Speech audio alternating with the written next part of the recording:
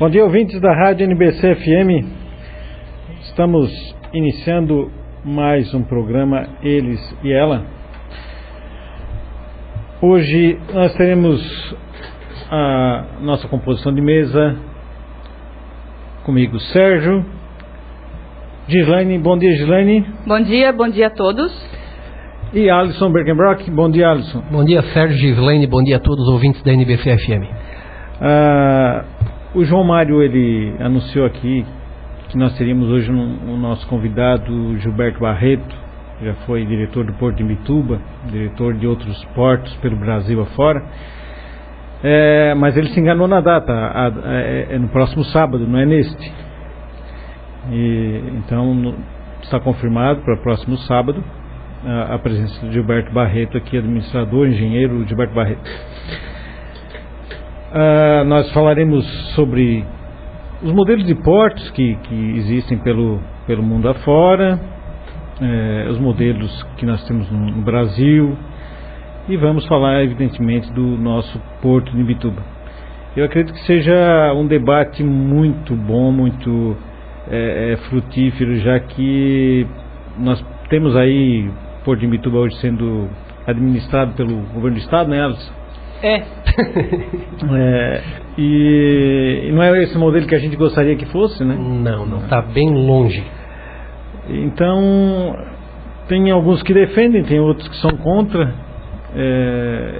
E eu acho que conversar com uma pessoa que já administrou vários portos brasileiros, vários modelos de portos, se eu não me engano é o único brasileiro que já administrou vários modelos de portos no país. Todos os modelos de portos. Todos os modelos de portos. Então, eu acho que isso é interessante. E eu não me recordo de em nenhum momento, de nenhuma entrevista dele, pelo menos nas que eu pude ouvir, as entrevistas deles nas rádios locais, realmente fazer um debate sobre modelos de portos.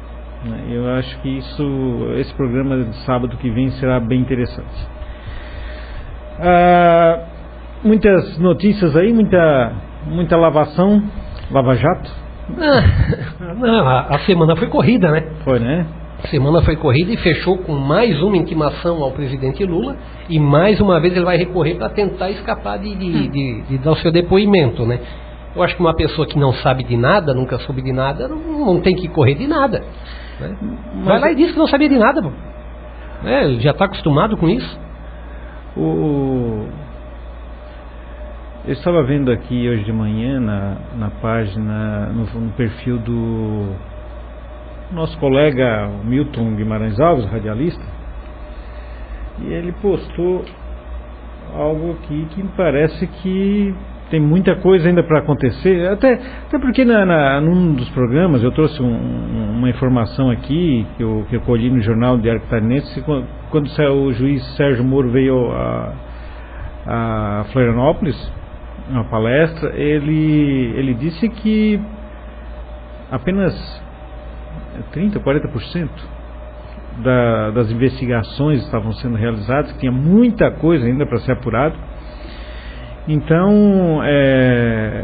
muita coisa a gente ainda verá pela frente, a gente vai ouvir muito ainda de Lava Jato, né? As pessoas estão dizendo que já estão de saco cheio, né? Eu não tô.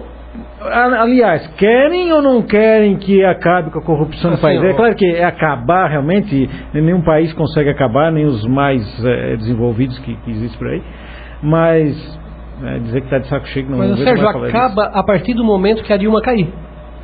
Diminui. Diminui bastante. Na mídia, diminui tudo. Vamos continuar as investigações, porque são obrigados a continuar, eles têm que concluir. Você está falando de diminuir a divulgação. Divulgação.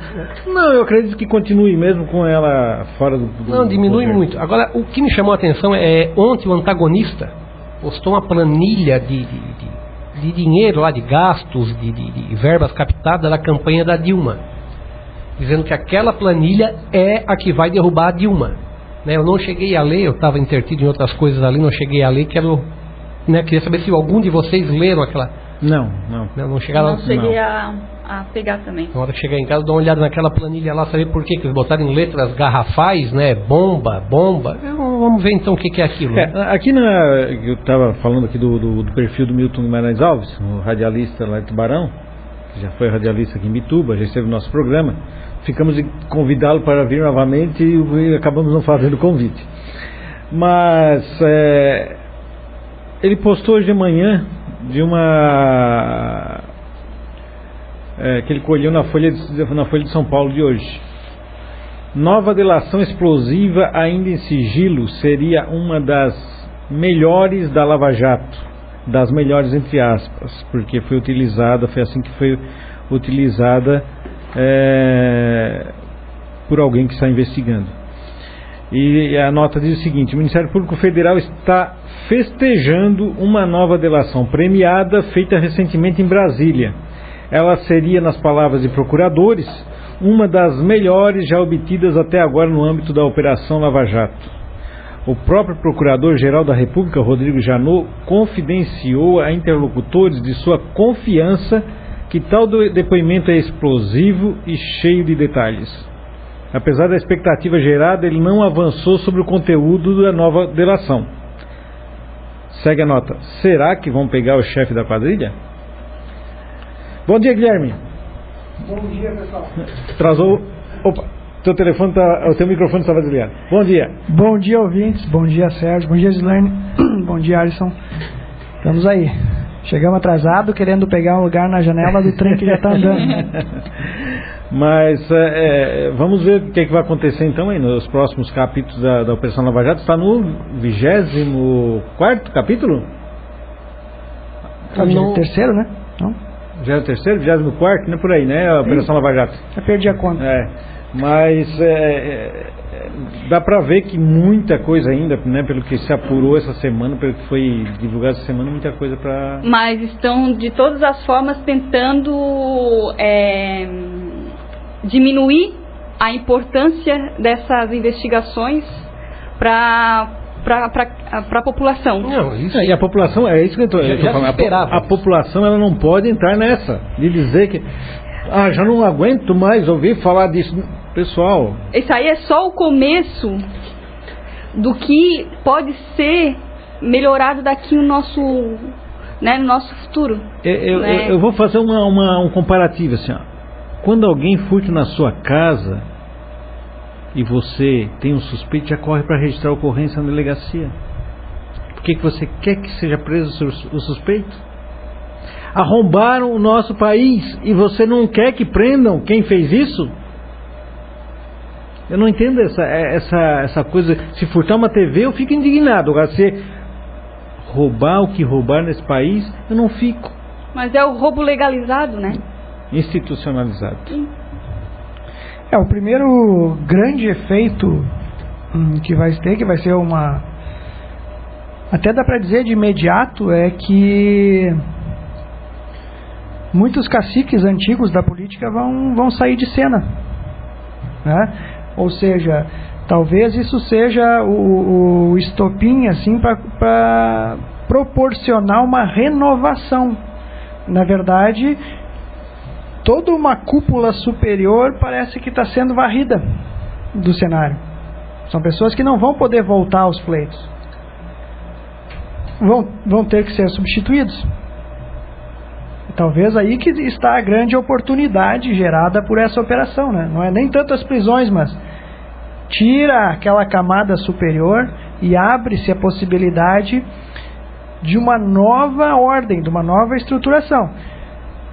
Pode ser melhor ou pior, né? Vai depender das pessoas, e é esse o tira-teima que vamos ter, vai depender das pessoas o que está por vir. Então essas eleições agora desse ano e as próximas que virão, que vão ser daí mais para o nível de executivo e tudo, aí é que vai começar a se definir uma nova política nacional, né? Eu vejo que... Eu vou usar o slogan do Tiririca. Eu acho que pior do que está não fica. Fica. Olha que o fundo do poço tem porão. Não, eu estou dizendo prendendo essas pessoas, retirando a Dilma do governo, eu não vejo que as pessoas elas demonstram que há um medo. Quem é que vai ocupar o lugar dela? Eu acho que pior do que está não fica. Tu sabe qual é o partido que mais está crescendo atualmente no Brasil? O Rede. O Rede. Não, da Marina Silva. Sim, ou seja, aquele pessoal do PT está correndo, mas estão indo para aquilo que eles estão chamando de nova esquerda. Não, nós já comentamos, falamos do partido da Marina aqui, a gente sabe que é um PT disfarçado, né, que ele abriu as portas para qualquer... Que, na verdade, o partido da Marina não tem uma ideologia. Não. Ela abraça quem vier. É um partido melancia, né? É um partido melancia, verdinho por fora, ecológico, mas vermelho por dentro. Sim.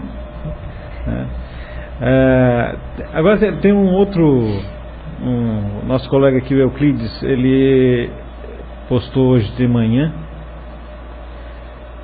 no início da madrugada aqui, ele postou no Facebook uma foto aqui ele compartilhou uma foto do movimento contra a corrupção.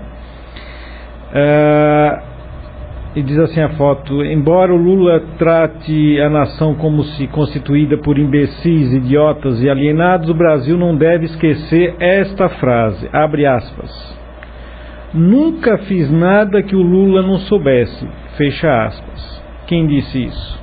José Dirceu, em meio à eclosão do Mensalão. Então, aí está provado que o Lula sempre soube de tudo. E o medo dele é tão grande que os advogados dele fizeram um pedido ao STF para barrar as investigações do triplex e do sítio. Vamos ver o que o STF vai... Não, mas agora foi autorizada a investigação, né? Isso foi dia 26 de fevereiro aqui, no Estadão, que eu estou lendo isso. Eu tinha lido, parece que eles primeiro barraram que ele ia depor, ele ia fazer um depoimento. Sim, sobre isso. Exato. Isso foi barrado. No Ministério Público? No Ministério Público. Isso. Mas parece que agora, eu li uma notícia agora recentemente de que foi liberada a investigação. O depoimento?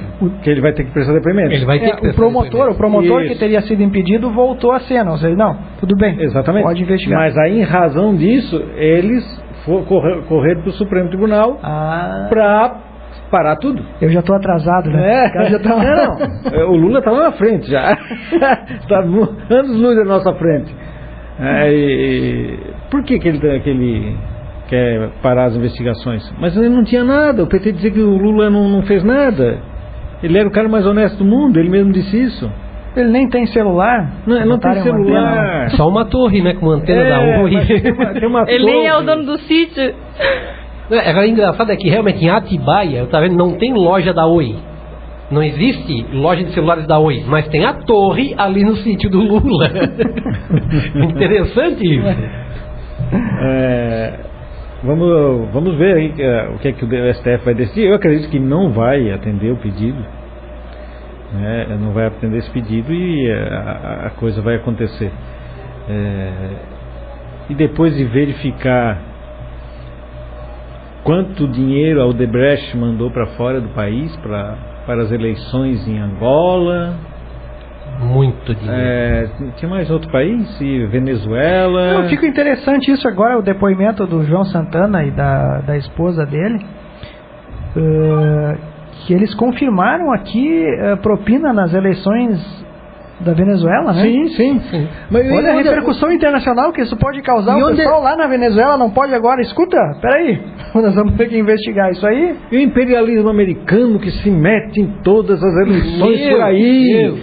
O discurso da esquerda do PT que sempre fala do imperialismo americano, e hoje a Odebrecht, uma empresa brasileira, assim, interferindo nas eleições de outros países com o apoio do PT. Mas claro, é o imperialismo tupiniquim. É verdade. Mais poderoso, né? A coisa tomou uma proporção... Não, desculpa, deixa eu corrigir. É o sindicalismo tupiniquim interferindo, né? O imperialismo norte-americano e o sindicalismo tupiniquim. A coisa está tomando uma proporção que assusta. Assusta. Dá para ver que a gente está vivendo uma... Enquanto isso acontece, a gente vê a Argentina cada vez se afastando mais dessa realidade latino-americana. O Obama não vai visitar o... Vai visitar agora dia 25 de março. Vai, né? Olha só o que eu falei, a aproximação agora, todo esse capital, agora nós somos classificados como grau especulativo, recentemente, agora pela terceira agência. Eu ia falar sobre isso, estava anotado aqui para comentar. Todo o dinheiro, esse dinheiro é capital, ele precisa ser reinvestido, ele precisa colher frutos. Onde é que ele vai colher esses frutos agora? Na Argentina? Exatamente. Olha só, eles estavam olha a janela de oportunidade que se abriu, porque eles estavam completamente na M. Tá? Porque há um ano atrás você diria que a Argentina ia estar com talvez a melhor oportunidade da América Latina? Não. Mas se aquela mocinha lá ganhasse a eleição, sim, continuariam assim. Para você ver como as expectativas de um futuro melhor à frente influenciam essa coisa econômica. E é por isso que eu acredito que se a Dilma for tirada do cargo, o Brasil vai mudar. Com certeza. Vai melhorar. A perspectiva muda. Só a perspectiva já vai ser interessante. E a perspectiva de você poder plantar e colher favorável, tendo essa perspectiva favorável, isso gera uma cascata de investimentos. O próprio empresário brasileiro se sente mais confiante em investir aquilo que ele tem para colher no futuro. Se você não tem esse horizonte na frente, essa perspectiva de melhora, você não planta. Aí não vai colher. Aí gera uma espiral descendente. Né? Pois é, agora. A Dilma cai ou a Dilma fica? Assim, ó, eu torço para que ela caia.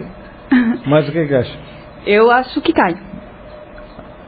Guilherme? Eu acho que ela não cai por impeachment. Eu acho que ela sai pelo palpite, mas ela sai pelo TSE. Sim, de um jeito ou de outro, eu acredito que eu ela sai. Eu acho que é a via mais favorável de haver essa... Porque está sendo comprovado toda a falcatrua de campanha, né? Não. Agora, agora com o marqueteiro preso, você quer me dizer o quê? O que falta para acontecer o que é para ser feito?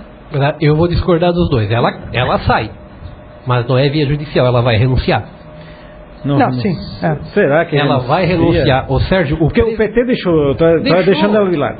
O PT deixou de ver ali o presidente do PT lá no Rio de Janeiro, né, ele falou que em comemorações aos 30 e poucos anos do partido, a presidente faria um favor se não aparecesse. Se não, só ficasse quietinho em Brasília, foram palavras dele. Exatamente. Né? Ou seja, o PT está deixando ela de lado. Né? Ela já se ensaiou voltar para o PDT, mas não vai ter base nenhuma no Congresso. Né? O Collor caiu porque não tinha base no Congresso, então ela sabe disso. Então eu acho que o que ela vai fazer é simplesmente renunciar. Mas eu acho que vai renunciar, mas assim que tiver o caminho já traçado pelo que eu acho que vai ser o TSE que vai colocá-la na parede. É daqui que vem a sua cassação. No momento que aparecer isso realmente no horizonte, aparecer essa possibilidade, ela renuncia. Eu concordo contigo. Se ela renunciar, ela ainda tem direito à aposentadoria, né? Naquela focaçada, não. Ela não vai deixar com que chegue ao ponto de ser cassada. Eu acho que ela não aguenta. Ela renunciando, acontecendo o impeachment, ou sendo cassada, nós estamos no lucro. Só o detalhe. Ela renunciando não impede o andamento do processo no TSE. Não. Porque tem que tirar o Temer também. Sim. Porque a campanha foi suja para os dois. Ou seja, anular a chapa, né? E vai ter uma nova eleição se isso ocorrer, né? Provavelmente. Eu vou usar o slogan, até que eu publiquei no meu perfil no Facebook. O slogan do Ministério da Saúde. O mosquito não pode ser mais forte que o país inteiro. A Dilma não pode ser mais forte que o país inteiro. Não tem condições. E o PT está usando o que sempre usou. A culpa não é nossa. A culpa é da Dilma. É isso que ele vai usar para se afastar do... Aquilo que alguns alemães usaram em décadas atrás, né? A culpa não é nossa, é dos judeus. Né? Como eu comentei que rede social que um professor dizendo que ele apoiou o PT até o momento que o PT começou a defender as elites. Olha só. Mas que elites? A elite que faz bem pro bolso deles, Exato. como o Odebrecht, né? Esse Não, pessoal. Quando comentasse isso ali, eu na hora já imaginei, né, duas possibilidades e aquela certa era uma delas, né? Ai, deixa quieto. Que o professor ele reclamou para mim que começou o ano já se incomodando com os estudantes. E eu disse para ele: vocês estão plantando o que vocês colheram. Vocês sempre defenderam governo de esquerda. A culpa é de vocês. Tá aí agora. Não era o que vocês queriam? E aí ele disse: não, porque eu sempre defendi a esquerda, mas não é essa esquerda que defende as elites. É que a oportunidade, quando se encontra com uma pessoa assim, eu tento explorar a minha curiosidade para ver como é que funciona uma cabeça dessas. E de tentar, mas por que falhou? Eles não eram líderes confiáveis? Na visão dele, o Lula não era um líder confiável? Um líder da esquerda? Por que falhou? Onde é que está a falha? Não. Vamos colocar a culpa, a falha vai ser do indivíduo. Que se corrompeu. Nunca do modo. Sim. Né, das esquerdas. Porque o modelo esquerdista, ele empodera demais determinados indivíduos. Eles se isentam da autocrítica. Não, esse método, o modelo socialista de concentração de poder, ele deixa certos indivíduos ou certas elites partidárias com um poder muito grande. Isso para indivíduos é extremamente corruptível. Quanto maior o poder, maior vai ser a corrupção que ele vai gerar. Na verdade, não se pode ter tanto poder. Então, não pode ter poder de tantas decisões em cima de tão poucas pessoas. Isso vai gerar distorções. Eles vão delegar favores para amigos, para próximos ou conhecidos, para quem vai lhes favorecer, mas vai gerar uma rede de corrupção e de convívio, de sucção de recursos desse sistema. E quanto maior for o sistema, maior vai ser essa rede de sucção. Simples. Esse poder tem que ser diminuído. Não se pode concentrar tanto poder em tão poucas pessoas. Esse é o modelo que nós defendemos, do liberalismo ao capitalismo. Ou seja, nunca nesse modelo um Estado vai ser tão forte, interferir tanto na vida da sociedade em geral. Ele não é a solução. Ele não é onipresente. Ele não vai estar em todas as áreas. Ele não vai ter poder de tomar decisões.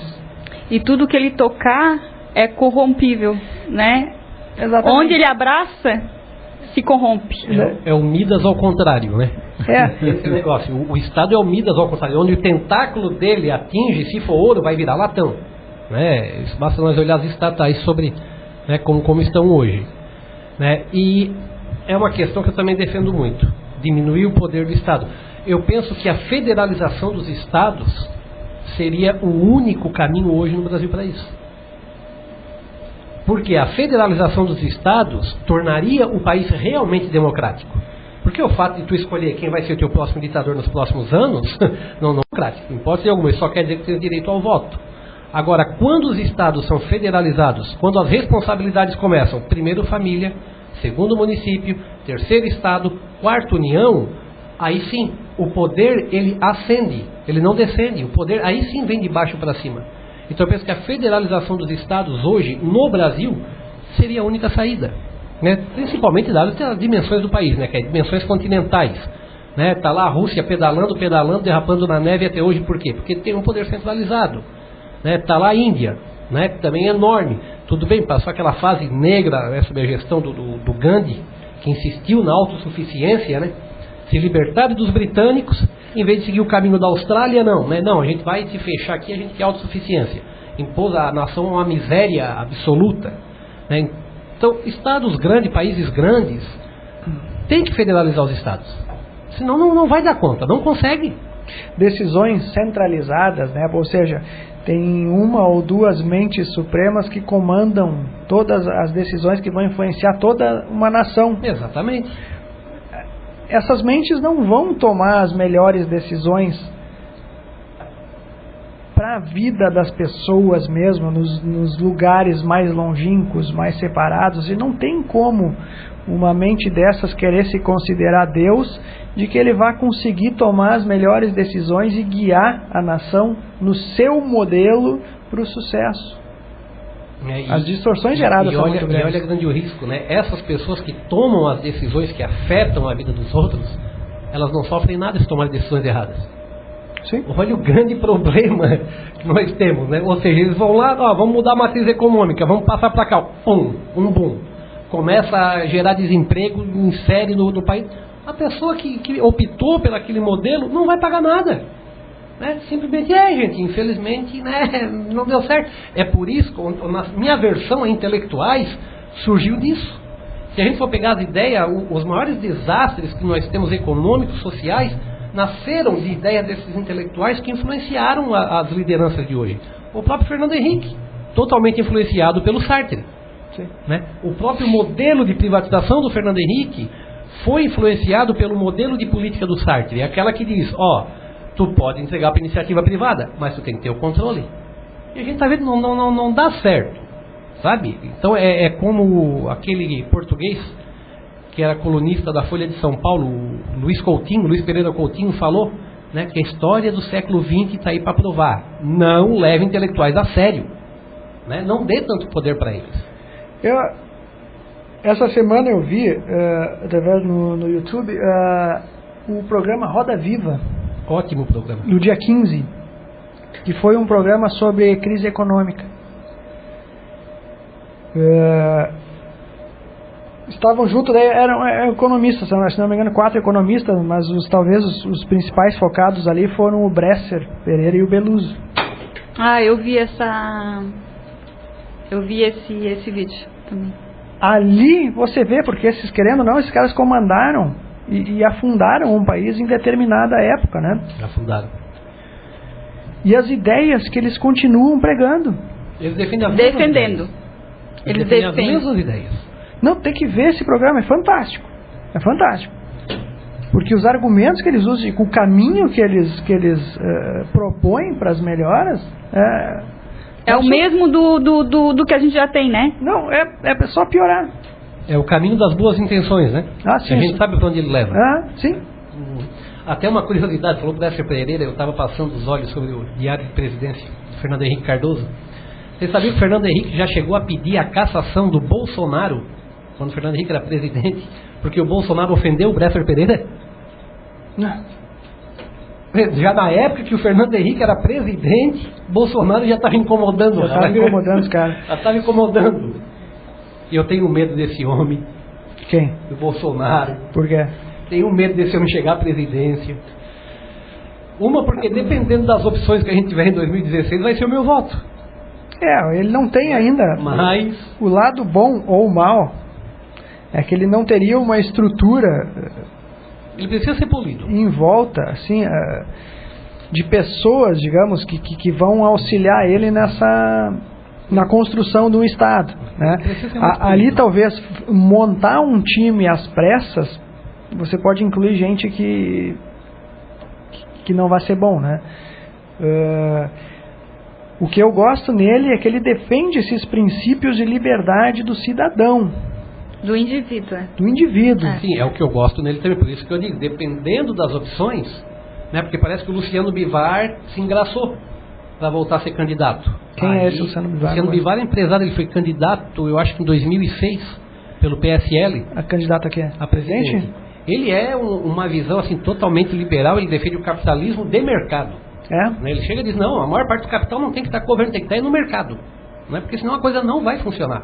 Então, se ele voltar ali como candidato, já aí sim será a minha opção, como já foi. Né? Agora, se não tiver, vai ser o Bolsonaro. Mas eu acho que o Bolsonaro tem alguns elementos realmente fascistas, né? Porque ao mesmo tempo que ele defende a liberdade do indivíduo, ele, por um outro lado, acha que o Estado tem que ter também um certo controle para impedir ações que sei lá quem julga danosas ao Estado. Ele tem um pouco esse lado fascista dele. Tem. Né? Fascista, mas por que tu diz fascista? Fascista é todo aquele que quer dizer para ti o que é certo e o que é errado. Né? Por exemplo, o meu pratinho que eu botei ontem na rede social e no Facebook, né? O prato de macarrão com bacon e um hambúrguer de picanha. Né? Eu botei lá um prato saudável. Natural. Botei lá um prato natural. A maior parte daqui estava viva e se mexendo. É natural. Teve gente que, tu é louco, tu vai acabar contigo. É uma forma de fascismo. Né? Querer impor uma alimentação. Então, meu receio com o Bolsonaro é que ele também queira impor uma nova conduta às pessoas. Porque assim, não é porque eu não concorde com o comportamento de A, B ou C, tem muito comportamento que eu não concordo, que eu vou querer proibir os caras de ser idiota. Né?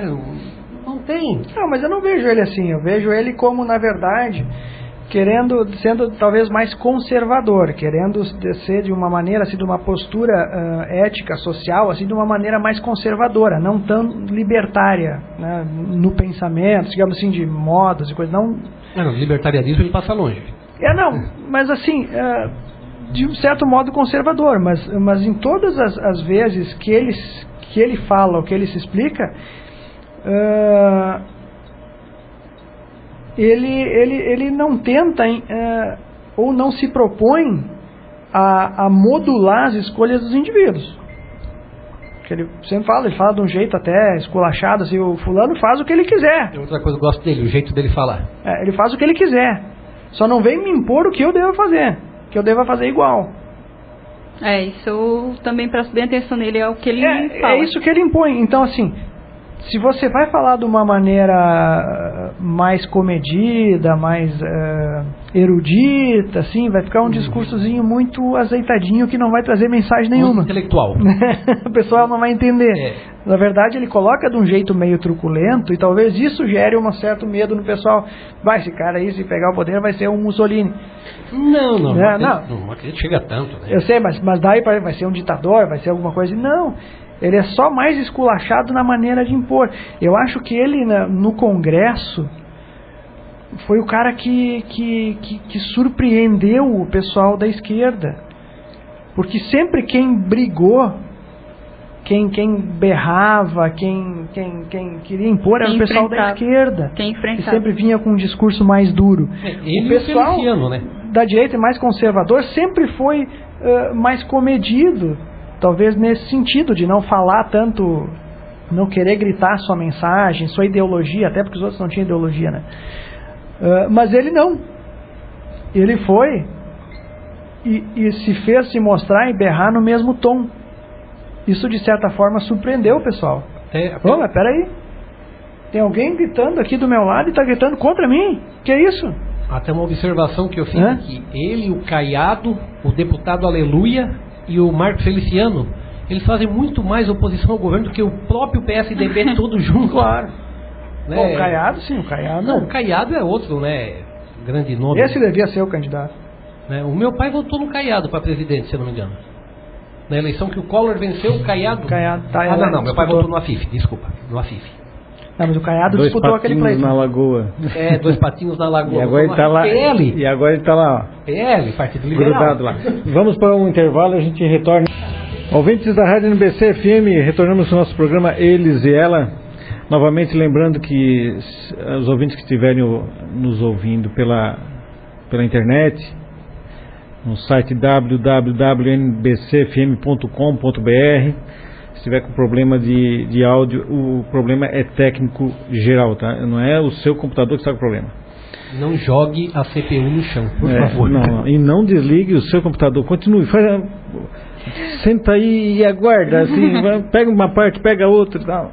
Nós estamos tentando aí, nós temos mais uma pessoa nova no nosso grupo, Nova até na idade, né? Nova até na idade. Jovem. Um jovem, porque aqui todo mundo já passou dos 40, né? Então, eu não. Não, mas tem cara de quem já passou. Então,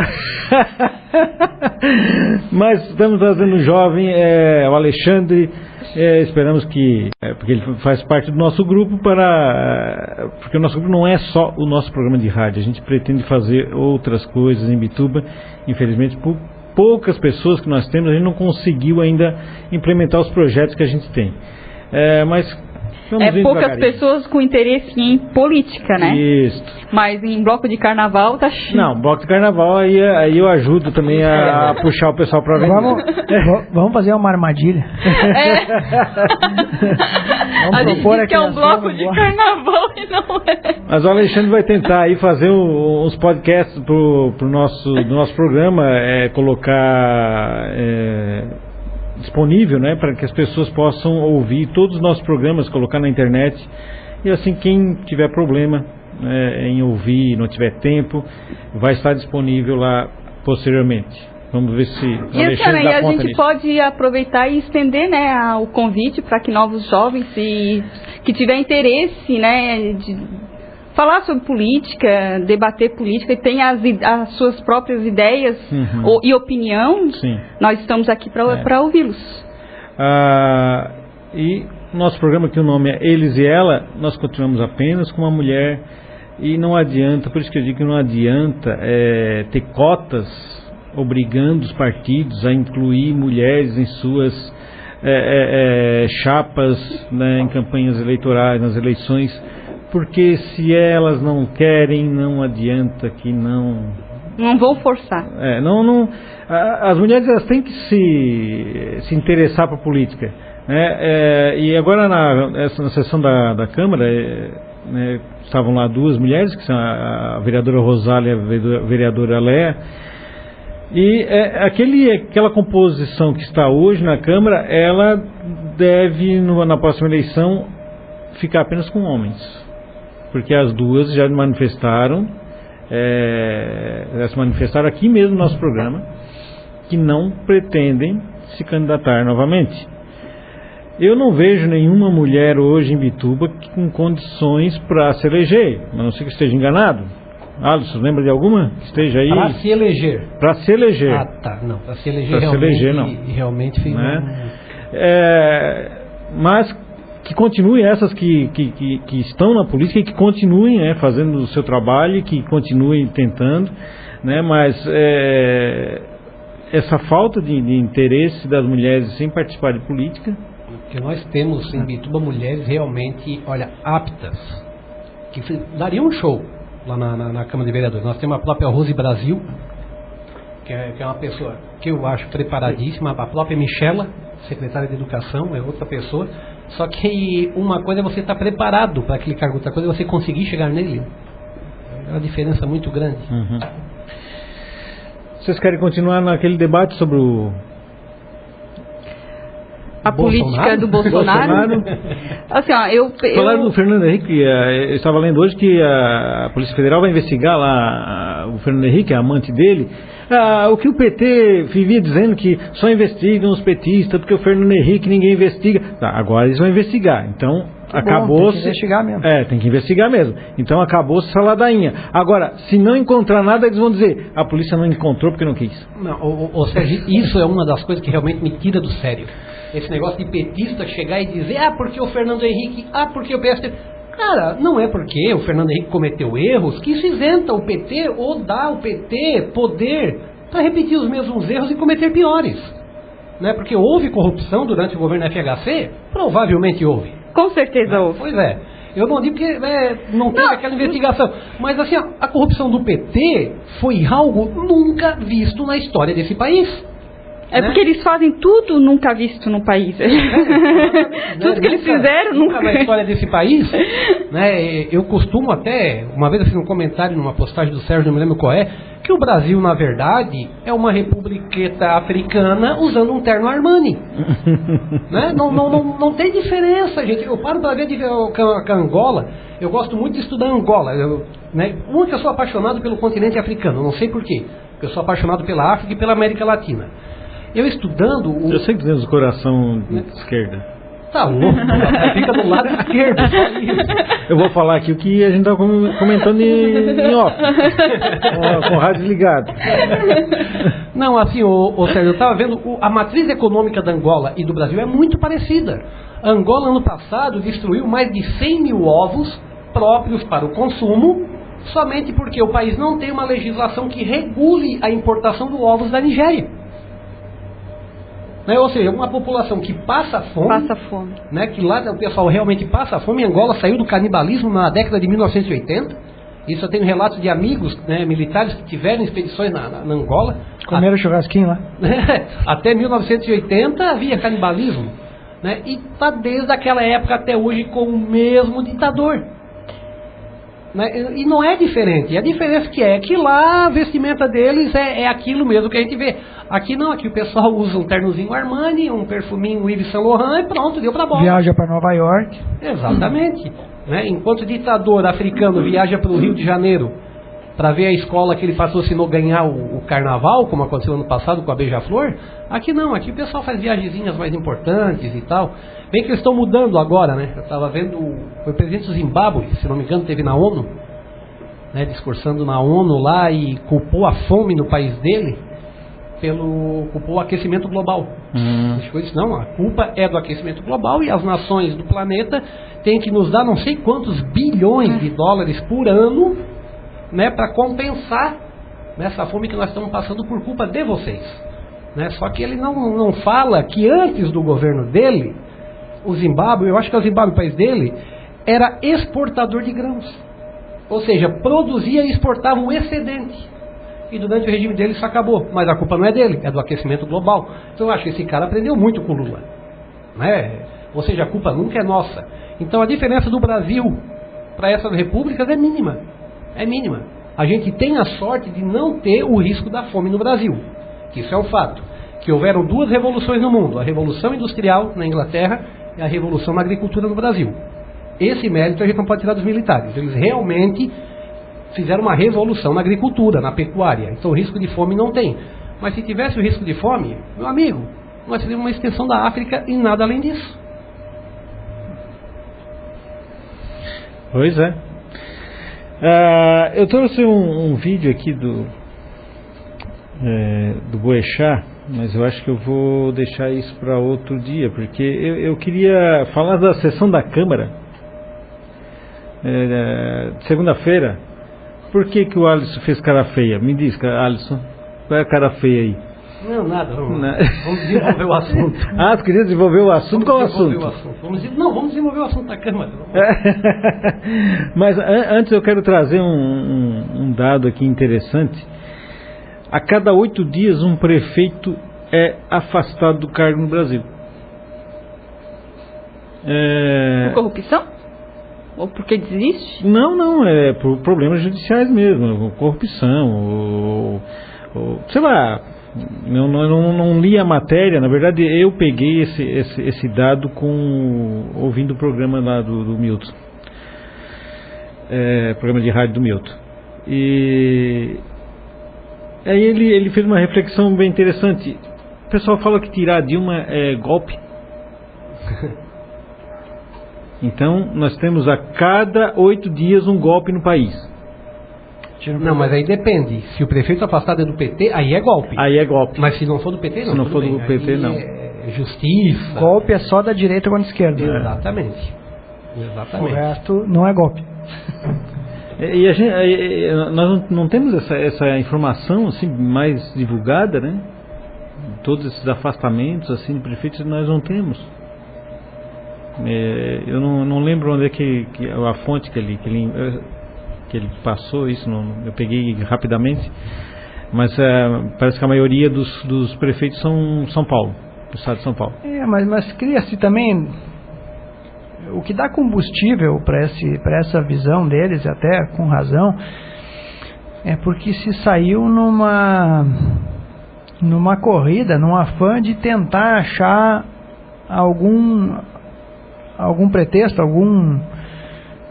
alguma informação que justifique o afastamento dela, ou seja, ou por impeachment, ou por cassação no TSE, ou seja, está uma corrida para tentar achar um motivo para tirar.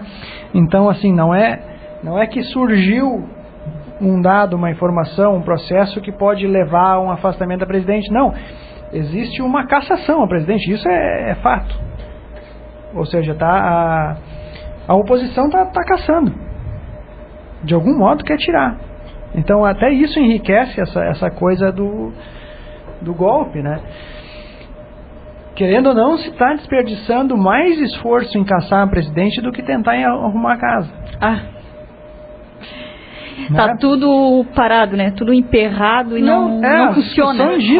Mas é justificável. É justificável pelo que está se vendo. A tua sala está uma bagunça. Teu cachorro fez uma bagunça danada na sala. Tu vai conseguir arrumar a sala com o cachorro lá dentro? Não, tem que tirar o cachorro. Tu vai ter que tirar o cachorro da sala para arrumar. Eu acho que a ordem... Tem que acabar com a zica. Exatamente, a ordem seria essa. Tira o cachorro da sala, arruma a sala. Mas não deixa mais chegou a um ponto em que está ingovernável. Assim, querendo ou não, a figura da presidente está isolada até pelo seu partido. Não, o Brasil está sem governo. Porque... O Brasil está sem governo. Desde a eleição. Desde quando ela foi eleita, o país está sem governo. A oposição está com o que sustenta essa velocidade em caçar ela realmente a situação a que foi levado. Ou seja, tudo que foi feito e como foi conduzido está causando, está chegando num ponto de caos total, né? Ou seja, realmente está essa coisa de temos que tirar o animal da sala, temos que tirar isso aí para temos que tirar Dilma para reorganizar, né?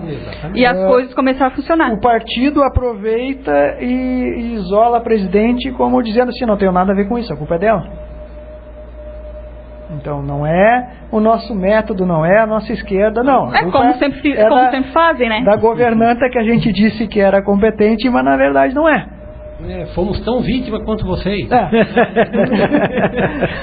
Então tá numa situação. Eu imagino na pele dessa mulher aí. Ela tá levando fogo de tudo que ela.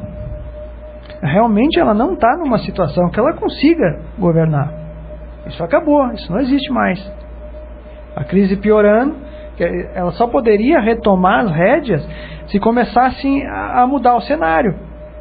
Você começa a ter uma tranquilidade maior, começa a melhorar os números da economia, sossega um pouco isso aí, o pessoal para de correr um pouco atrás dela, ela começa a conseguir governar. Mas enquanto a coisa estiver piorando, essa situação para ela só vai piorar. Mas quem foi que eles botaram como ministro da Fazenda? Né? Então, assim, quer dizer, eles querem que a coisa... o plano deles, para eles, está dando certo. Desde o começo, esse pessoal não é burro. Esse pessoal não é burro, aí é intencional. Isso é intencional.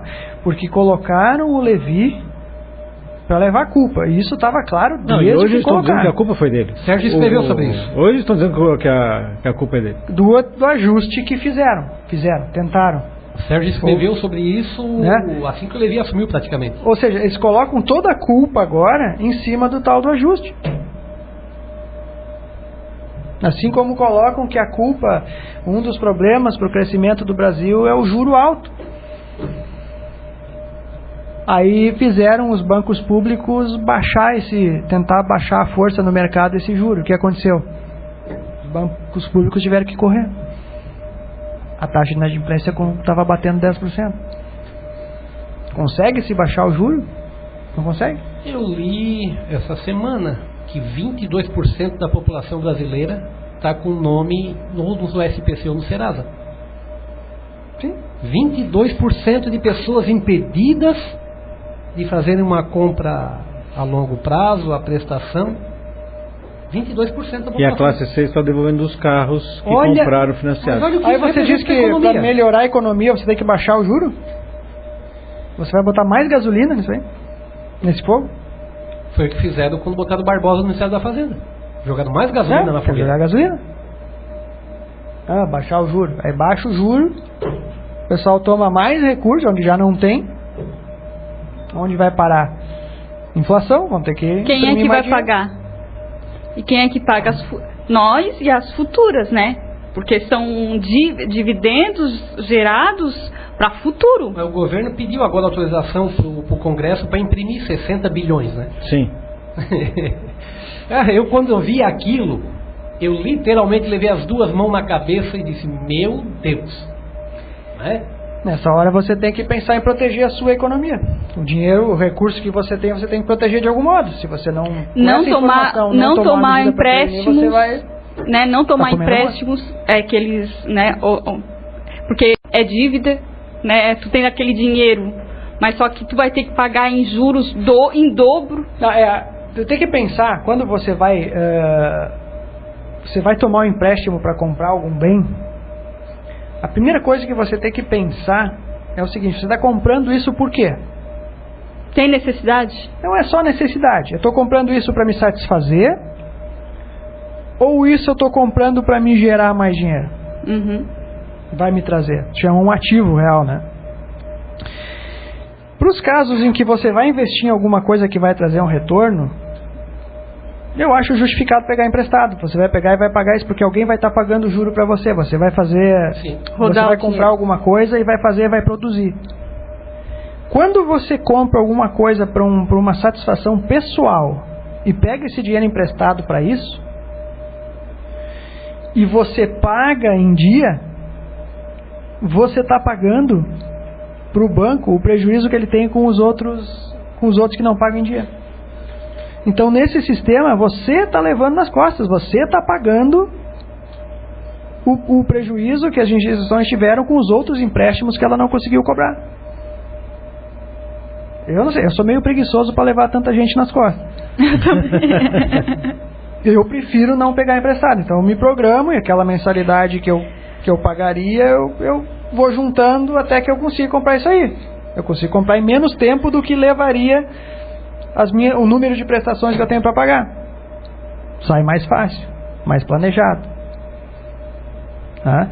Então as pessoas têm que ter consciência disso. Isso é planejamento financeiro. E a gente não tem a cultura do poupar. O juro no Brasil está tão caro porque as pessoas não poupam. Se as pessoas poupassem, ia ter mais dinheiro disponível para emprestar.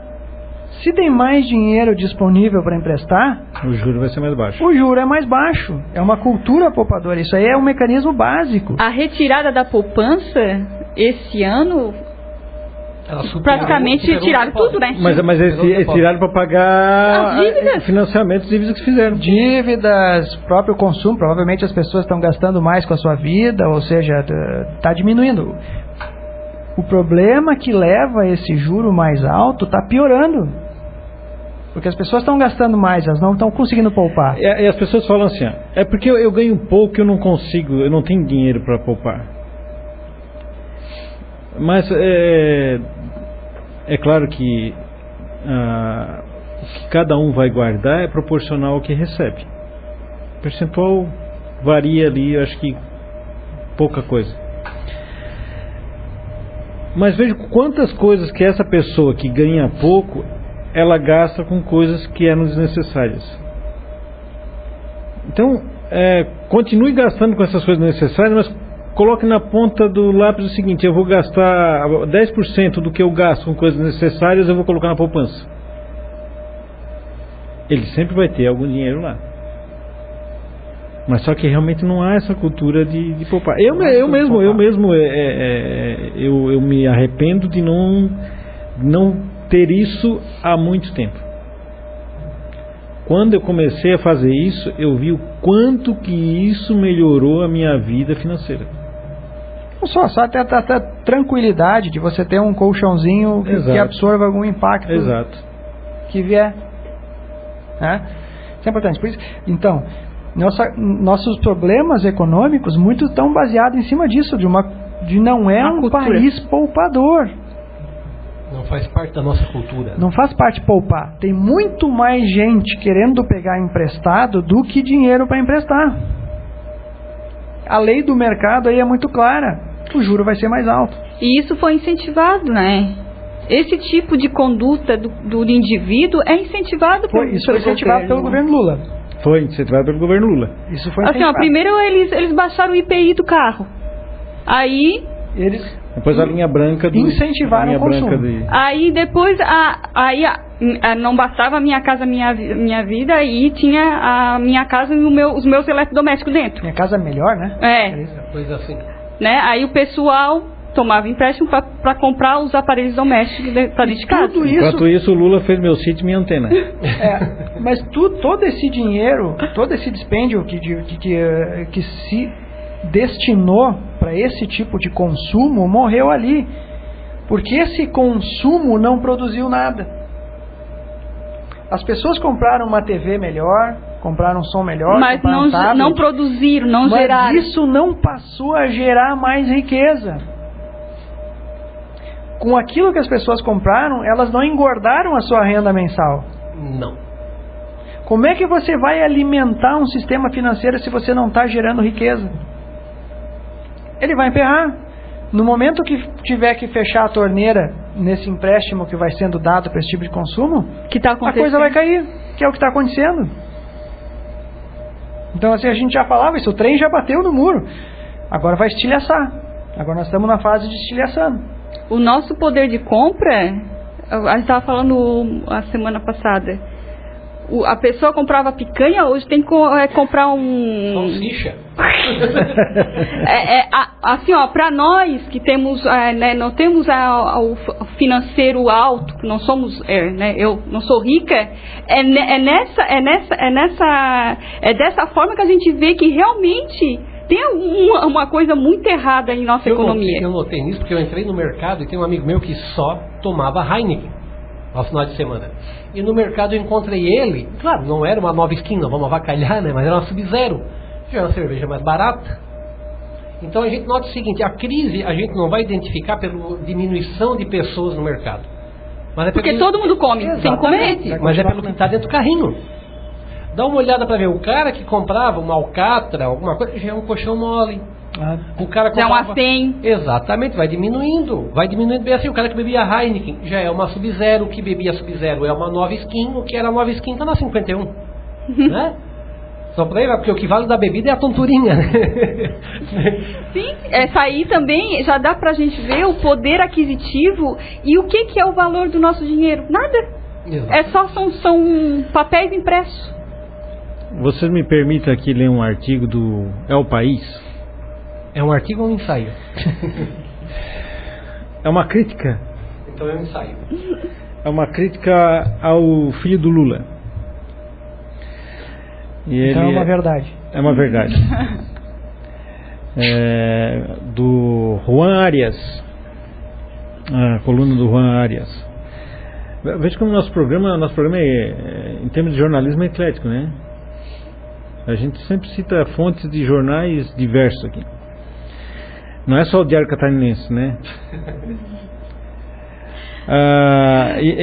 Seria até uma falta de senso nós utilizar usar o Diário Catarinense como toda essa forma de informação e busca e ferramentas de adquirir conhecimento que a gente tem e usar somente o Jornal Catarinense para informar. Ou usar somente a Veja também. A Veja que bateu o continente e falou esquerda vou ver. Mas o Diário Catarinense às vezes tem algumas coisas, quando é local, né, aí ele é mais detalhista, né, mas quando é nacional ele copia dos demais nacionais. A coluna diz o seguinte, o título é Filho de Lula ri da crise. É preciso estar cego para negar que o Brasil vive uma das crises econômicas mais graves de sua história. Menosprezá-la é uma ofensa aos mais pobres. Por isso, é chocante ver Luiz Cláudio, filho mais novo do ex-presidente Lula, divertindo-se ao postar em sua conta do Facebook frases que fazem chacota da crise. Seu pai, que conheceu desde pequeno o amargor da miséria, notabilizou-se durante sua presidência por resgatar milhões de famílias da pobreza.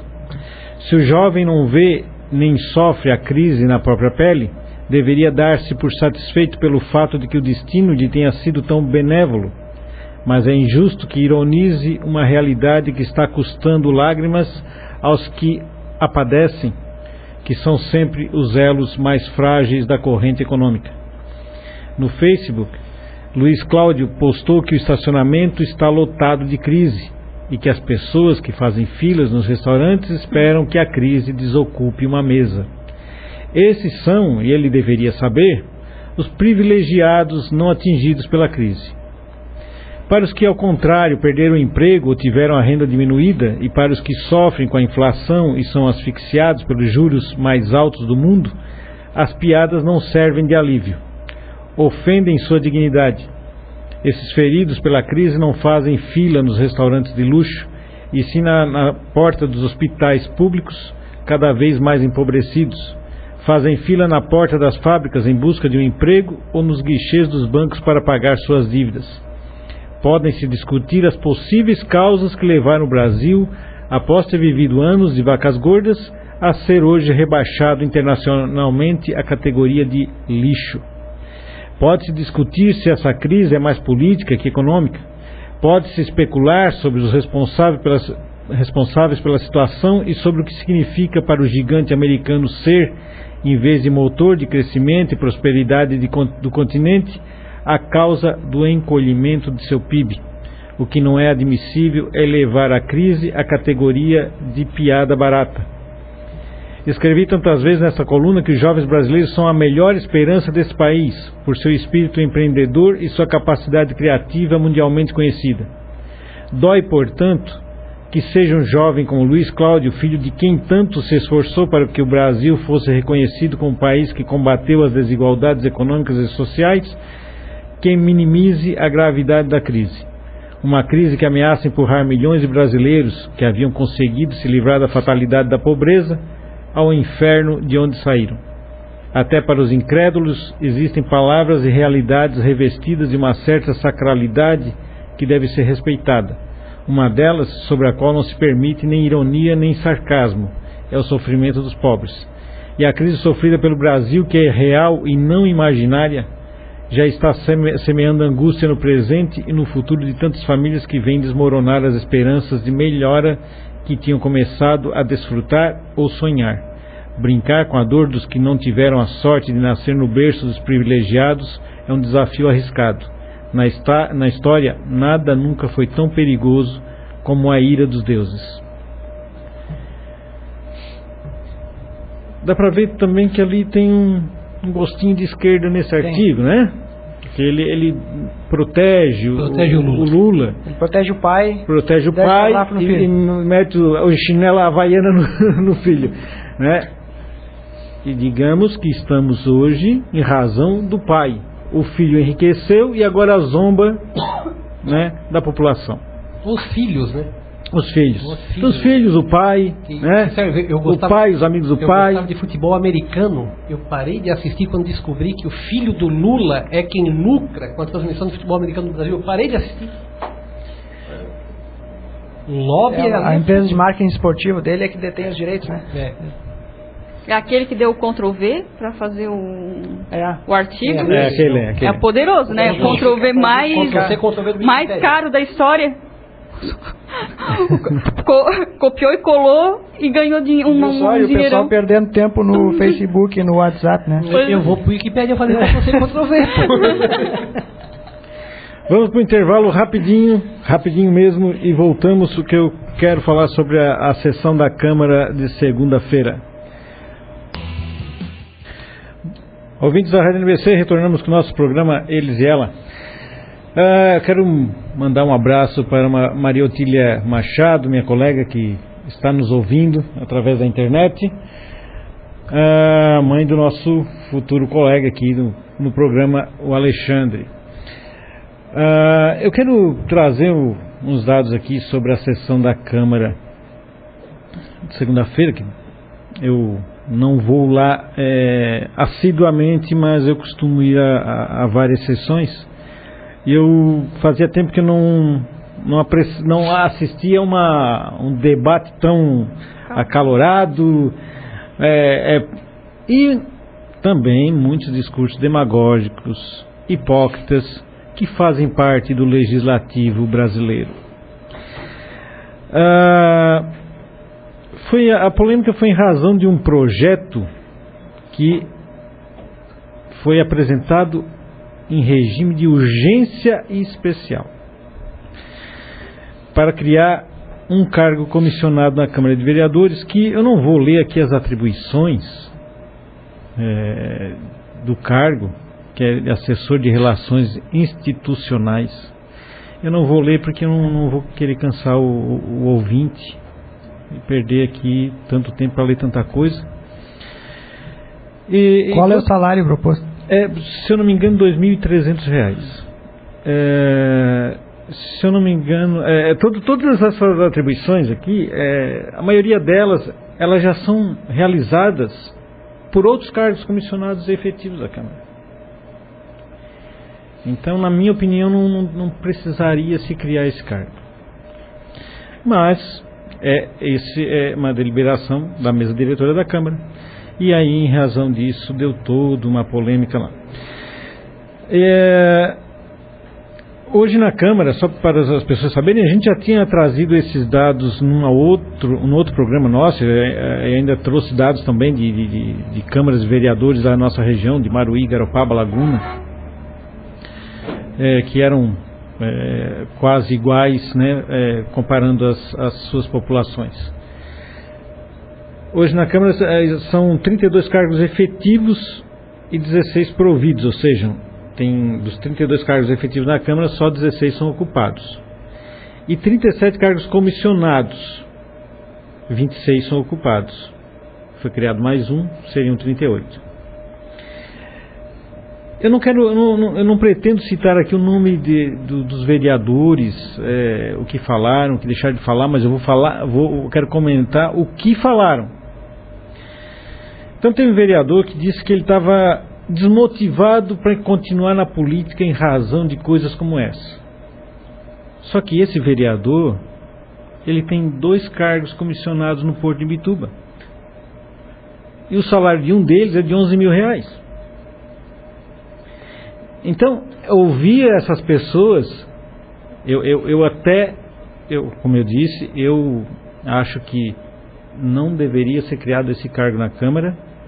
Mas o discurso de oposição é que não... Lamentável. É lamentável. Não existe fundamento. Não tem coerência, né? Com tudo, né? Aí foi comparado, aí outro vereador disse, mas o teu partido tem 38 SDRs e aí vem criticar um cargo que está sendo criado na Câmara. Pô, tu já tem tanto cargo, deixa a gente criar mais um. Deixa a gente criar mais um, já tem tanto. Aí veio outro e disse, olha, o teu líder político foi o que mais criou cargos na Câmara de Vereadores. O partido dele teria demitido, ele continua dizendo que o partido dele teria demitido cargos efetivos no Porto e contratado vários cargos comissionados cujo salário equivale a 10 vezes o salário de um comissionado na Câmara de Vereadores. Que a oposição carrega o legado de criação de grande número de cargos comissionados, tanto no Legislativo quanto no Executivo, e por isso não poderia ficar criticando a criação de mais um cargo na Câmara. E aí disse, primeiro demitam os cargos que possuem no Porto, na Assembleia Legislativa, na Câmara, para depois se vestirem de puros e darem o discurso que bem desejar. E lá nos finalmente, que tem um espaço que é para os vereadores fazendo suas explicações pessoais no final da sessão, aí foi um lá da oposição e disse que não se deve falar do passado. Nós devemos sim falar do passado. Ou quando você vai contratar alguém para sua empresa, você não quer saber do passado dele. Essa ladainha, dizer que não é para falar do passado, é justamente para enganar a população e fazer esquecer tudo que foi feito de porcaria. Essa é a minha opinião. Eles lá fizeram, agora eu quero fazer também, não é porque... Entendeu? Justifica, né? Eu acho que nós temos sim que falar do passado de cada partido, de cada político, para saber em quem nós vamos votar.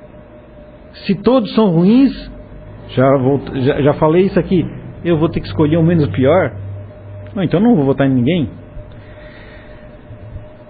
Mas a sessão, de certa forma, ela trouxe, né, uns debates lá. Tinha uma plateia que foi levada pela oposição. Mas interessante que quando tem alguma coisa importante a ser votado, que eu julgo importante, ou apresentado na Câmara, esses vereadores eles não levam plateia. Na quarta-feira teve a apresentação, né, me ajuda, Alisson, da audiência pública lá sobre água e saneamento, né, o projeto que o município tem para futuros, os próximos 35 anos, né, seria uma licitação para 35 anos.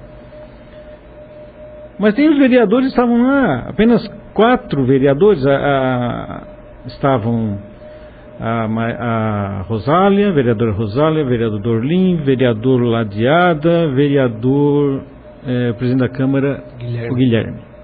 E a Rosália cobrou na sessão de segunda a presença dos vereadores? Cobrou, na segunda-feira cobrou, olha, compareço aqui porque vocês falam, mas você não vem aqui participar, né? E não foram, né? Porque também nessa sessão de segunda-feira falaram muito da Casan, o problema da Casan, porque foi feito um requerimento pela oposição pedindo informações dos recursos públicos despendidos durante os últimos 10 anos na Lagoa da Bomba. E criticaram que a saída da Casan de Imbituba foi política. Pelo que eu sei, não foi política, acabou o contrato. Acabou o contrato e o Ministério Público disse que não poderiam renovar com a Casan. Acabou o contrato. Senão seria, o prefeito iria responder por probidade administrativa. Obrigado, Alisson. Então não é uma questão política. Então esses discursos que não ajudam em nada, que só colocam mais fogo, mais lenha no fogo, e que só vem a criar um ambiente de beligerância na população. É desinformar, né? Desinformar. Não se informam. Desinformar a população. O problema, Sérgio, é aquilo que eu venho dizendo. A oposição que nós temos em Imbituba, até, por sinal, quando saiu o resultado da eleição, que eu vi 4 vereadores de oposição, eu fiquei feliz. Legal, vamos ter uma oposição.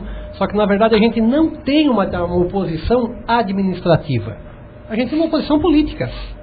Né? Ou seja, são pessoas que a gente sabe que para eles quanto pior, melhor. Né? A intenção deles não é debater um assunto de relevância para a comunidade. É simplesmente ver onde é que eu posso prejudicar aqui, para lá na frente a gente chegar ao poder. Então, isso é uma coisa realmente, sabe, entristece. Né? E muitas vezes eu fico com raiva, porque eu acompanho todos os vereadores que têm perfil no Facebook, todos, com exceção de um que me bloqueou. Né? Mas eu acompanho ali. Teve vereador falando em dezenas de cargos comissionados, né? que ia ser votado na segunda-feira e tal. Eu peguei o telefone e liguei para ele. Camarada, é só um, tu sabe disso. Né? Dentro de 10 minutos voltei no perfil do cara e ele tinha deletado. Mas Nossa Senhora do Print foi mais benevolente e salvou a postagem dele ali. Então eu fiquei acompanhando os próximos passos, né, os outros passos que os vereadores deu para ver se ele não ia falar mais alguma besteira que eu ia postar aquilo ali. Mas não. Né? Foi lá, expressou a opinião dele, politiqueira, óbvio, né? Porque ele não fala dos cargos comissionados do partido dele, só dos outros. Mas por fim, Sérgio, o que irrita é essa forma de oposição. Né, que à medida que a gente viu Imaruí evoluindo politicamente, parece que a gente viu Imbituba regredindo, se tornando uma Imaruí de antigamente. Ou seja, a oposição é puramente uma briga de poder. É uma briga de poder. Eu não estou nem aí para Imbituba, não estou nem aí para a cidade, não estou nem aí para a economia, mesmo porque a maioria ali não entende de economia. Isso é oposição à situação. Né? Mas é simplesmente politicagem. Então isso é que me desanima bastante. Algumas coisas que eles falaram realmente valem o aplauso, mas muitas coisas acabam... Eu fico, às vezes, até com... Não vou usar um adjetivo aqui, mas eu fico... É muito mal, assim, ficar lá, presente. Fica constrangido. Ficar ouvindo tudo aquilo, porque eles podem falar aquilo para qualquer mal informado que está lá assistindo, mas não para mim. E eu sou obrigado a ouvir. Então esse é o problema. Quanto a Casan, porque o município rejeitou 150 milhões que a Casan ofereceu, porque hoje a Casan abastece, né, fez todo a distribuição de água, né, implantou o sistema de abastecimento de água no município em 98%. A população não sabe o quanto que isso custou. para os cofres públicos. A Casan não fez isso de graça. Lógico que não. E na quarta-feira eu ouvi, estava lá, e eu já sabia, pelo menos eu já sabia da importância que foi a ICC, mas eu não tinha valores sobre essa informação que foi trazida na quarta-feira por uma pessoa que participou da audiência pública, o ex-vereador Carlos Alberto, que já trabalhou na ICC desde o início. O sistema de abastecimento de água em Imbituba só é nesse percentual todo graças à ICC, aquela empresa que a população não queria. A ICC pagava para a Casan por demanda, não era nem por quanto que ela gastava, era por demanda, ela fez um contrato por demanda.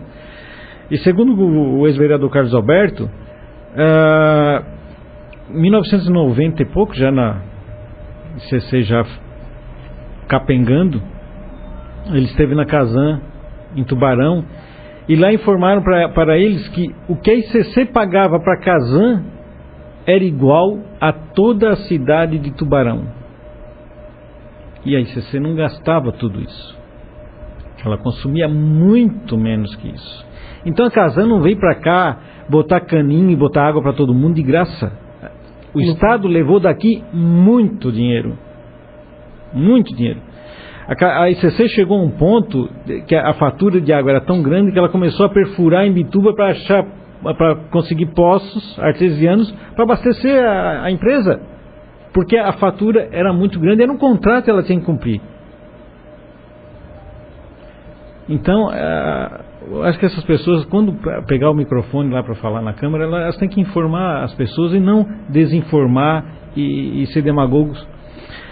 E se a Casan teve 40 anos, eu já falei isso aqui no programa, 40 anos em Imbituba para fornecer saneamento a 3% das residências, e aí depois que a Casan continue aqui por mais 40 anos, para quê? Para chegar a 6%? Sem condições. É politicagem, né, Sérgio? Eu te falei, é politicagem, demagogia.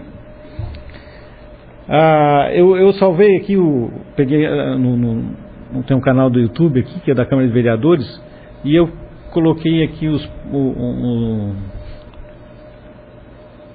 algumas falas, ou melhor, brigas entre os vereadores. Eu vou colocar aqui só para o ouvinte ter noção de como foi a sessão da Câmara segunda-feira.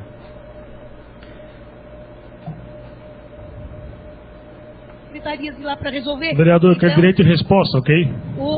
Eu não ofendi ninguém, estou só esclarecendo. Dentro do município temos um discurso e no estado temos outros. Então não temos uma certa coerência. Obrigada, senhor presidente. Vereador? É regimental, eu tenho direito. Vereador, o senhor não foi citado e não foi ofendido. Não precisa ser citado meu nome. Vereador, o senhor não foi citado e não foi ofendido. Foi, presidente, é a discussão da matéria. É a discussão da matéria, não tem que falar uma vez só. Vereador, o senhor não foi citado e não foi ofendido. Então, todo mundo quando o presidente está falando, o vereador tem que...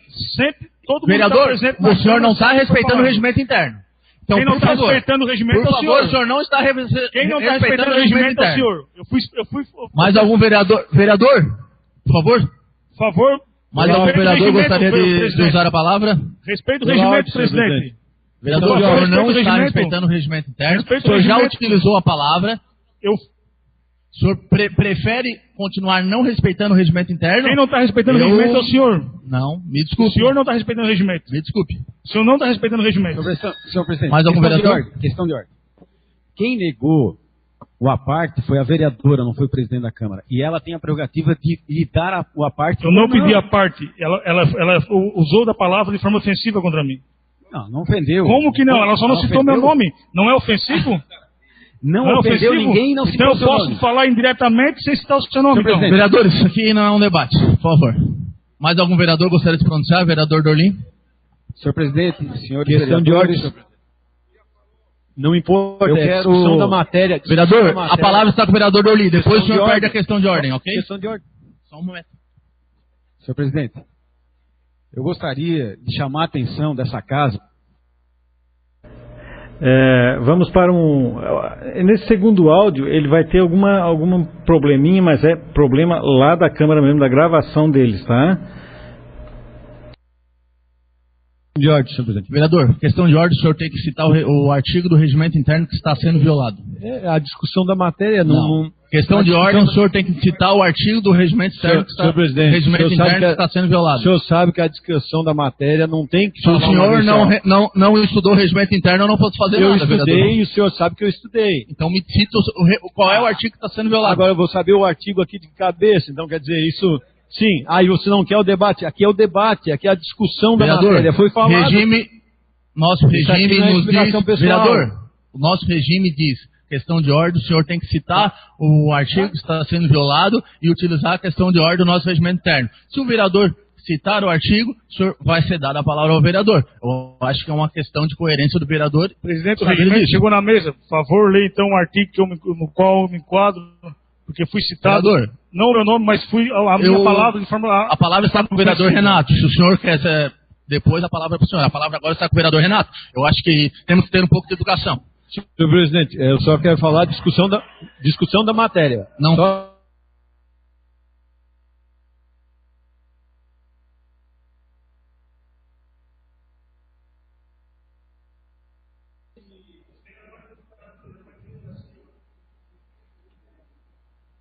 Eu estou com a palavra, eu vou falar, senhor presidente. Respondendo à vereadora Rosália, quem cria secretarias regionais... Vereador, o senhor não... Vereador, acho que o senhor é inteligente o suficiente para saber que o senhor não está respeitando... Falou que eu estava com a palavra. O senhor falou que eu estava com a palavra e está gravado. Para citar o artigo que está sendo violado. Eu não quero citar o artigo, eu quero Então o senhor já falou, o senhor não pode falar novamente. A discussão da matéria pode. Não pode, vereador. Pode. Vereador, eu acho que o senhor já está há 3 anos e meio nessa casa para saber qual é o regimento interno na casa. Pode. Discussão da matéria. Como é que vai discutir isso? Vereador, por favor, vereador. Senhor presidente, discussão da matéria não existe. Por favor, vereador.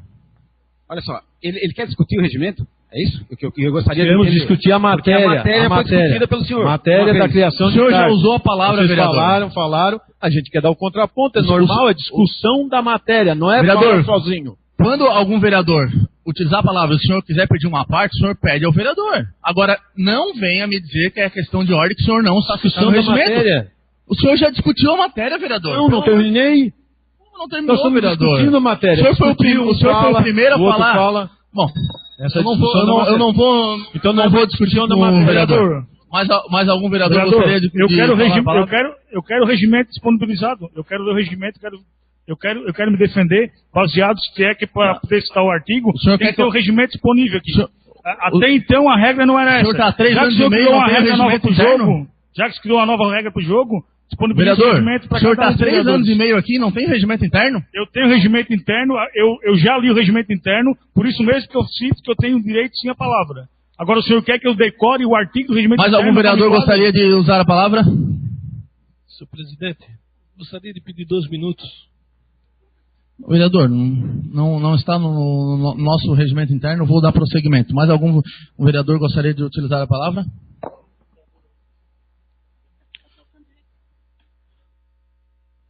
Solicito a presença do vereador.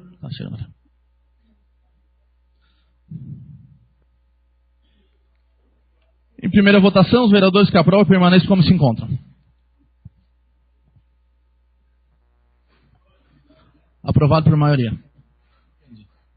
Segunda votação, os vereadores que aprovam permanecem como se encontram. Aprovado por maioria. Solicito ao secretário. E assim foi aprovado o projeto que criou mais um cargo na Câmara. E lá no final da sessão, o presidente Guilherme, ele fez a seguinte ressalva. Secretário de Saúde do Estado de Santa Catarina. Era isso, senhor presidente? Boa noite. Momento da presidência. Eu, antes de convocar os vereadores para a próxima sessão, só gostaria primeiramente de agradecer a presença de todos e deixar um destaque que eu considero muito importante nessa sessão.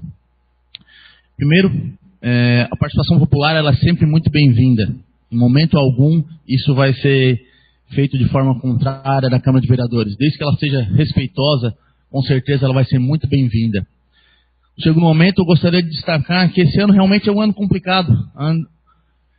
É um ano de eleições e a gente sabe que os discursos eles ficam um pouco acalorados.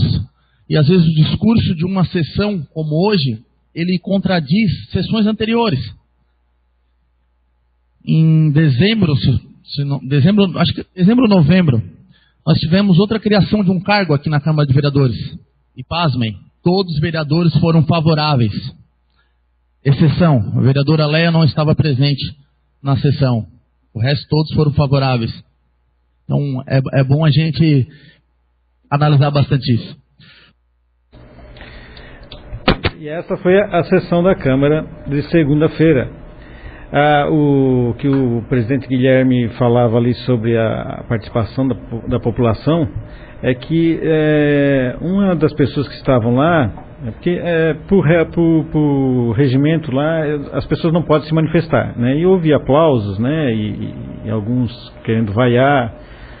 E uma das pessoas que estavam lá protestando em favor de uma pista de skate em Vila Nova.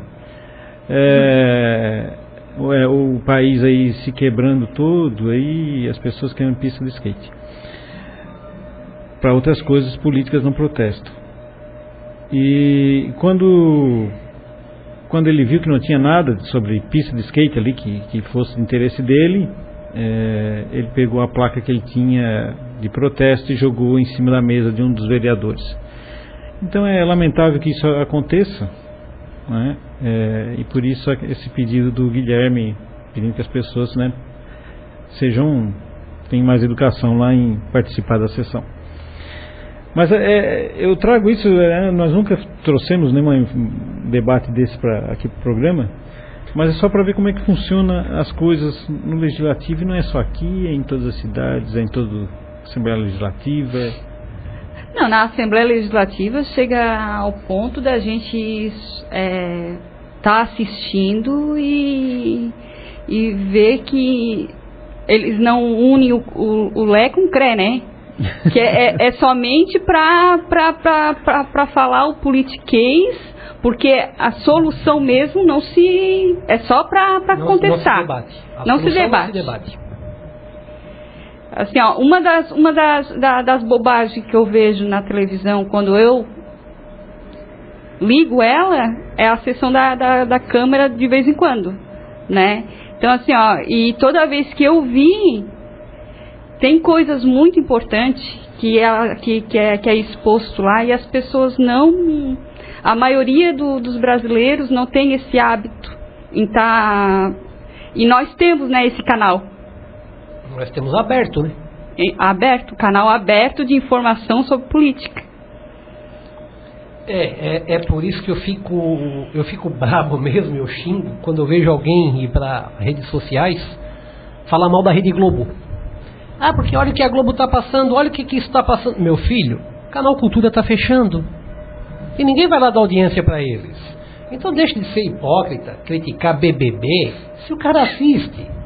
Sabe? Eu parei até de perder tempo com isso, porque o cara vai lá, critica o conteúdo da Globo, o conteúdo do SBT e tal.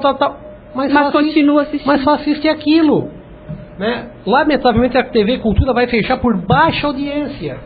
Ninguém assiste. Então é muita demagogia. Nosso programa, só espero que não acabe pela baixa audiência. Imbituba vai perder, né? Imbituba vai perder um programa de rádio como o nosso, em razão da baixa audiência, né? Se a gente começar a falar aqui de buraco na estrada, vai chover de telefonema. Até serve. Bota um pagode, uns buracos na estrada. Não é porque não tenhamos que fazer críticas a isso. É que as pessoas ficam sempre nas consequências da estrutura que nós temos. Fico sempre falando das consequências. Nós temos que verificar e temos que criticar a estrutura, o sistema político que nós temos, a forma de governar que nós temos. E as pessoas não conseguem entender a máquina pública. Me disseram assim, que tem que entender a máquina pública. Eu vivo nela. É uma engrenagem dela. E eu vejo a porcaria que é. É uma engrenagem dela. Então, assim, mas tu não entende a máquina pública. Como eu não entendo? Eu entendo como ela afeta a minha vida. O que mais tem aí são Lucianas Genro, né? Como você ela não entendeu, você tem que estudar. Eu entendo como ela emperra a minha vida.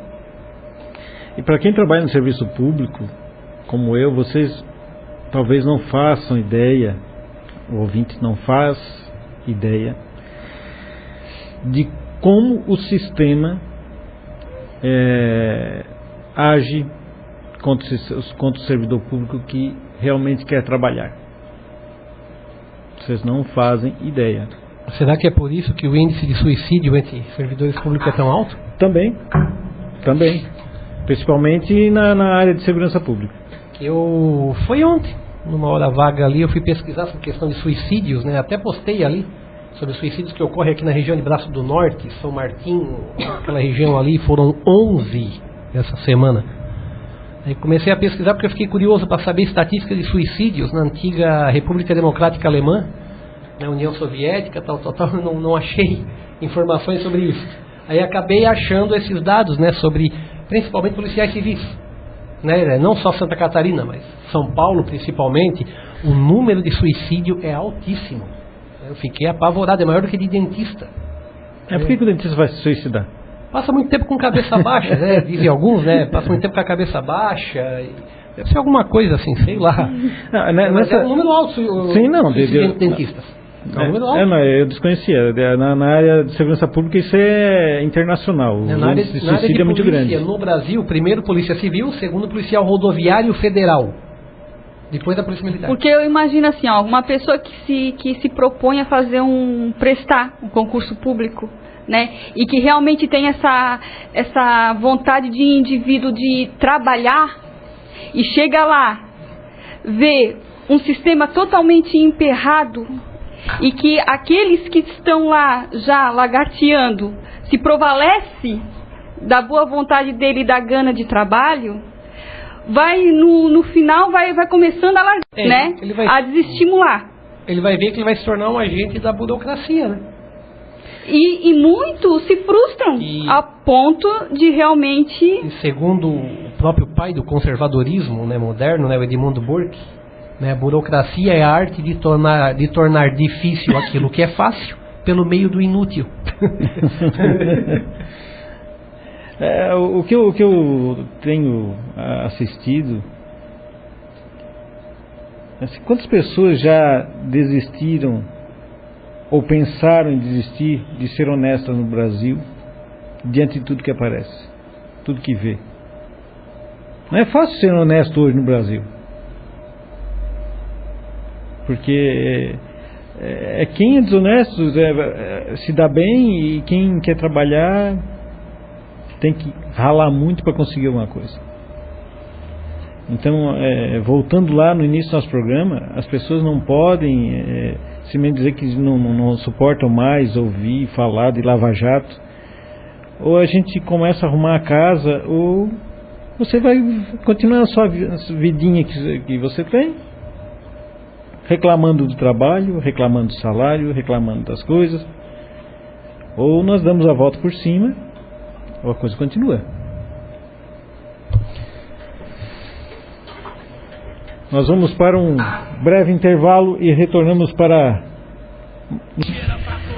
Ouvintes da Rádio NBC FM, retornamos para o nosso programa Eles e Ela. Faltando uns minutinhos aí para acabar o programa. A Petrobras então não vai ter mais a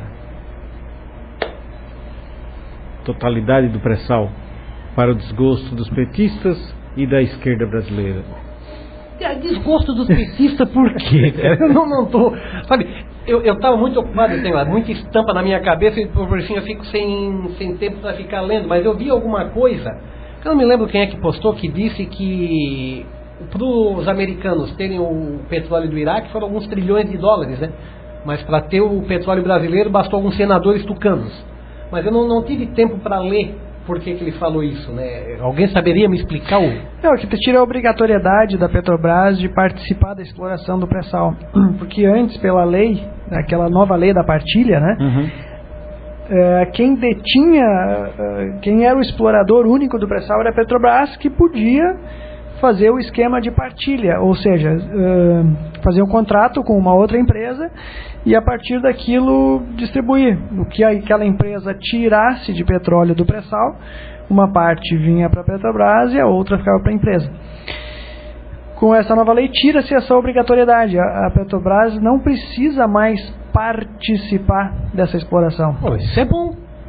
Claro, o problema é que estava sendo que, como tinha essa obrigatoriedade, a Petrobras estava sendo obrigada a investir nessa exploração, que já não tem capital. Então ela já não tinha dinheiro para participar, não tem dinheiro nem para girar as suas contas, e ela estava sendo obrigada pelos planos de investimento a investir não sei quantos bilhões a cada ano para essa exploração. Então estava se tornando uma coisa... Como é que vamos sair dessa? Correr o bicho pega, ficar o bicho come. Então, uma das maneiras de se criar esse desinvestimento foi mudar essa lei, ou seja, agora a Petrobras não é mais obrigada a participar. Bom, entendi. Por esse ponto, o pessoal da esquerda defende que está sendo entregue o petróleo para empresas estrangeiras, porque agora elas podem explorar. Algumas vão poder explorar esses campos exclusivamente, né? Dependendo dos contratos, vão lá e vão explorar. Eu acho que se forem para usar isso, refinar, fazer combustível e vender no Brasil, isso é válido. Isso é ótimo. Na minha opinião, o Brasil deveria ficar, o governo, com os royalties. Os royalties da exploração do petróleo. A partir daí, livre concorrência, sem monopólio. Sim, com certeza. E foi um advogado, não sei se eu acho que é de Imbituba, mas eu não o conheço, parecido com o John Willis. Meu Deus, tadinho. Aí eu fui até olhar no perfil dele, né? E ele estava lá divulgando o John Willis. Não sei se fisicamente ele se acha parecido com o cara. Ele disse que se sentia, ele postou no meu perfil, que se sentia um índio entregando ouro em troca de um pente, em razão dessa decisão do Senado em relação ao pré-sal. Continuamos com esse pensamento. Nesse caso, assim, o que esse indivíduo propõe?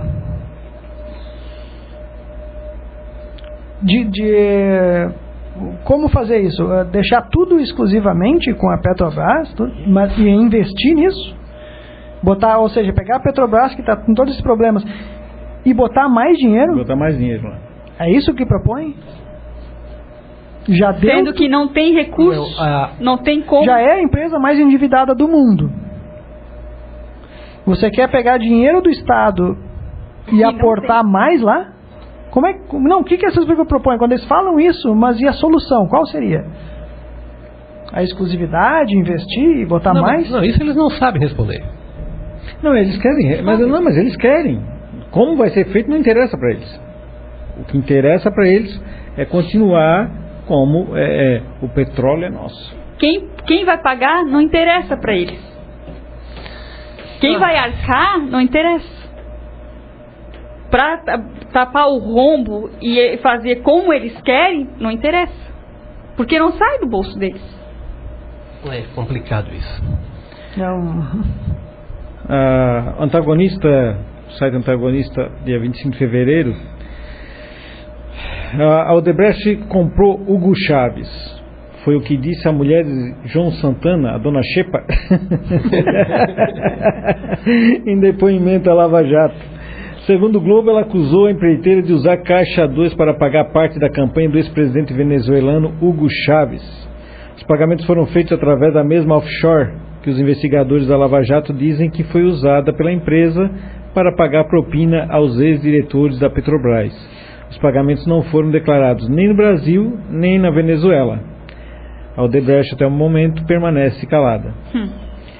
Então, por isso, todo aquele envolvimento, não só em razão, envolvimento e defesa do Hugo Chávez no poder, pelos petistas, pela esquerda brasileira, não é só em razão de uma dita de ideologia, é em razão disso aí. Todo esse dinheiro envolvido em campanhas que possivelmente todo esse dinheiro lançado na campanha do Hugo Chávez em Angola pode ter saído da Petrobras? Por que não? Porque isso despertar, até na época eu estranhei e comentava assim, mas como é estranho assim um presidente de um país tomar partido na eleição de outro país. Isso não é uma coisa usual de se ver. Não. Né? Uma interferência assim, um presidente participar de uma propaganda política para a eleição de um presidente vizinho, ou de um presidente que nunca ninguém falou nada a respeito disso. Mas está se tornando comum. Está se tornando comum. A gente até viu, por exemplo, semana passada, o Putin elogiando o Donald Trump. Não acredito. O Putin elogiando o Donald Trump, dizendo que se daria muito bem com ele se fosse presidente. E o Trump foi lá, agradeceu e disse também se daria muito bem com o Putin. Não é? Que Putin. Não, olha, eu não entendo. Ditador russo que termina com in, pô, Lenin, Stalin, Putin, pô. O aviso já está no nome, calma aí. Aí nós estamos vendo isso normal, até entre Rússia e Estados Unidos. Inimigos da Guerra Fria. Mas diferente disso, de ele comentar, de alguém ter perguntado para ele, escuta, como é que seria ter o Trump lá como presidente? Dependendo de como foi feita a pergunta, cara, eu me relacionaria com ele muito bem. Sim. Qual é o problema? O problema é fazer a propaganda, porque na verdade o Lula participou da propaganda. Participou. Propaganda televisionada, participava e tudo. Participou. E quando eu estive na Venezuela, foi em 2010. Pra ver a ligação. A ligação carnal. Mas ele foi na Argentina. Ele foi na Argentina também. Também, na Argentina também. Mas como presidente, se não me engano, como presidente do Brasil, ele já se manifestou aquela. Em 2010 eu estive na Venezuela e lá eles falavam do Lula. Onde eu estive lá. Brasileiro, o Lula. É o grande Estado que eles diziam, né? Que eles queriam implantar. O grande Estado. Né? Então, quer dizer, Cuba, Venezuela, Argentina... eles queriam, por exemplo, fazer na América Latina, fazer do Brasil na América Latina, a Rússia foi na União Soviética, né? Com a Romênia, com aqueles países todos ali, né? Só que não tem dinheiro para isso. Eles querem pegar só os cacos. A UJF. Eles se juntam só com os caras. Mas agora que o Brasil foi considerado lixo no mercado financeiro, aqui Pinto vai fazer festa. Acabamos nosso programa.